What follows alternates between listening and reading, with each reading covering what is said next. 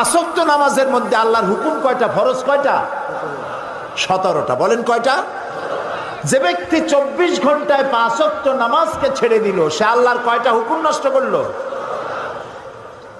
শয়তান ওরে দেখে দূরের থেকে সেলুট মারে, বলে বাবা তুমি আমার থেকেও বড়, আমি মাত্র একটা হুকুম লঙ্ঘন করে শয়তান হয়ে গেছি, তুমি দৈনিক 17টা হুকুম ভঙ্গ করো, তুমি তো শয়তানের বাপ না, শয়তানের দাদা। ট্রাকের পিছনে লেখা থাকে বিপদমুক্ত দূরত্ব বজায় রেখে চলুন, দেখছেন না? শয়তান ও বেনামাজি থেকে বিপদমুক্ত দূরত্ব বজায় রেখে চলে, কোন সময় ওনার উপরে আল্লাহর গজব হয় তার ঠিক নেই।